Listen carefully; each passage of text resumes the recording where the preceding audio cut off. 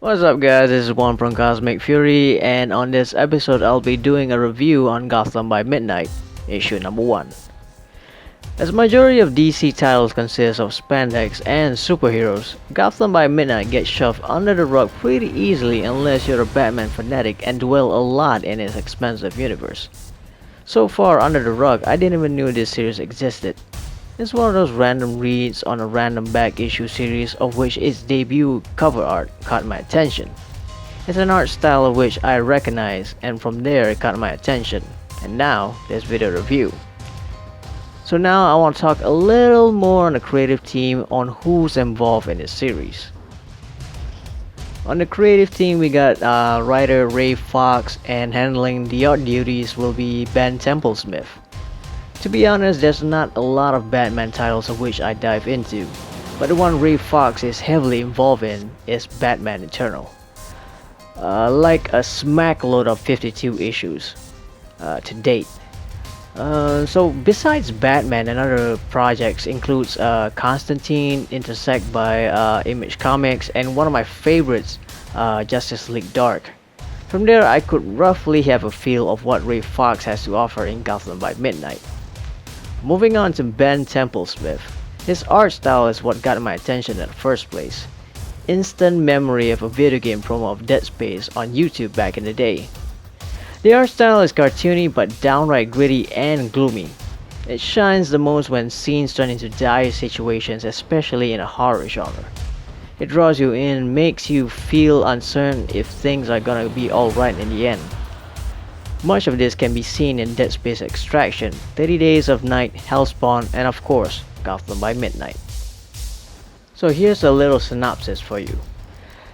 The series will spin out of Batman Eternal and will feature a team consisting of Jim Corrigan, who is also the Spectre, Lisa Drake, a new character who is a detective in the GCPD, forensic investigator Dr. Xander Tar, a religious consultant Sister Justine, and a lieutenant who's really not involved just yet. The team will be chasing after the supernatural and things that go bump in the night, which is an ideal playground for these characters. Fox said that the book will have a gothic feel to it as well as some horror elements as well. With Templesmith on art duties, I expect those elements to be extremely heightened as he is a perfect fit for a book like this. Now, that was a lengthy intro. Let's get on with the main review. Alright, issue number 1 starts off showing a more than usual gloomy tone of Gotham. Like really dark, gloomy, like really creepy stuff. So, like straight out from the Eternal Affairs comes Sergeant Rook, trying to sniff out a case indicating that this assembled team by Commissioner Gordon is nothing more than an accounting fraud. But in truth, no one outside of Precinct 13 knows what really is going on. Well, apart from hearing the group only handles strange stuff. Batman does appear in this issue, but very minor. The only time he interacts is only with Jim Corrigan, and it's already established that Batman knows Jim Corrigan and the Spectre are one of the same. But when asked by Batman if the crew knows that Jim is more than a mere human, the answer is just, it's complicated. I guess the only time Batman comes to Corrigan is when the supernatural get involved. And when your hands start to glow over a case file, you know you got something. It's not really mentioned so far, but the ever so eager to prove Lisa Drake knows the dealings between Corrigan and Batman. So Lisa does tell Corrigan off that she wants to be in these little meetings, instead of wasting her time sitting on her ass. So knowing that Sergeant Rook is sniffing around at the office, Corrigan and Lisa head back. While still not finding any proof or being convinced of the work that has been done, Corrigan does offer Sergeant Rook to tag along on this new case that they have found. And Corrigan has no doubt that the upcoming events will turn even a cynic like Sergeant Rook to change his mind. The case leads off half of the team to a house that seems to have a ritual mark imprinted on it. After some questioning, the family involved mentioned that their daughters came home one day and not acting right. For the looks of things, the whole situation isn't really a case cause no actual crime was committed. No one really can figure out or solve the situation as to why the two daughters are speaking in a language so strange no one really knows what it means.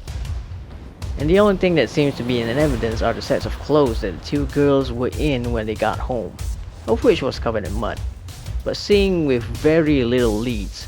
This is when Sister Justine comes in to assist with the dealings with the kids.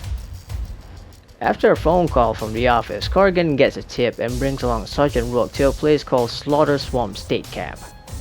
I gotta say, that name itself does imply a warning of its own. Upon reaching on site, as the name states, the swamp is full of mud and looks creepy as hell. Eventually they have to part ways with the car and go on foot, which leads them to a very old abandoned church school. After that, the scene switches from Corrigan to the house. But by this time, Sister Justine has arrived to assist. But things got from calm to frantic in an instant. The instant Sister Justine sees the kids. They were out of control and no one knew what was going on. Switching back to Corrigan and Rook, they enter the church school. With the power of the Spectre, Corrigan can pretty much sense what's coming, but for Sergeant Rook, he still has no clue. So Corrigan tells him, "You wanted to see what is it that we actually do. It's hell of a job." So Corrigan opens the door to a room. What is inside? Well, I have to say, it's a little spooky. Alright, so that's kind of like a generalization or a summary for issue number 1. Hopefully I didn't spoil too much or reveal too much. I would say that it's one of those comics which I know nothing about, and when I saw the art style I was like, hey man, I gotta get a read on this comic book, because it's like I remember the time when I saw the promo for Dead Space, and I really liked it because it was so dark, it gives you a sense of danger, you know, everywhere you go, because in Dead Space, in that promo it showed kind of like a prelude to before the actual game, and everybody died. So that sense of danger and a sense of the unknown was put into Gotham by Midnight. So in issue number 1 I totally got hooked onto it. It was like, wow man, what have I been missing? So this I think issue number 1 was released back in January of 2015, or was it around 2014? So it was announced quite some time, and I only got to know about it like a few weeks ago.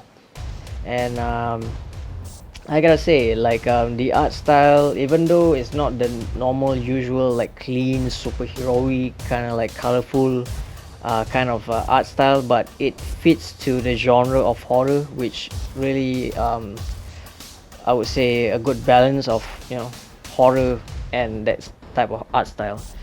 And the writing, it flows really well. The transition is pretty good. It doesn't have not a lot of plot holes, I would say. So yeah, like I said, hopefully I didn't reveal too much. But if you're into the horror genre and you somehow are a fan of Justice League Dark, and if you're a fan of 30 Days of Night, I would highly recommend you to have a read on Gotham by Midnight. Probably it's not something new, but if you are new to the creative team, I would highly recommend you check it out and check out their prior work before this. So yeah, fans of horror genre, fans of the Batman. I don't know, most people read Batman, they would just go for the superhero stuff, but for Gotham by Midnight, this is something like a bit different. Not a lot of superhero stuff, even though Corrigan is the Spectre, but how he goes about, there's very little powers that goes about it. You know, he only uses it when he needs it. He doesn't like openly use it in front of everybody. He probably in very like dire situations, that's when he uses the Spectre power.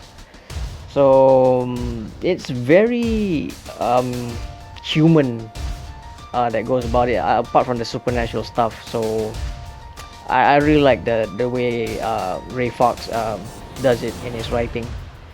So yeah, if you're into the supernatural stuff, horror stuff, like more laid back, but not really laid back, but lesser superpowers involved, especially in Gotham. Very gritty kind of drawing. Gotham by Midnight is definitely something you should check it out. So I really love it, and I'm gonna continue reading on it. That's for sure. By now, I think there's like about issues 8 or 7.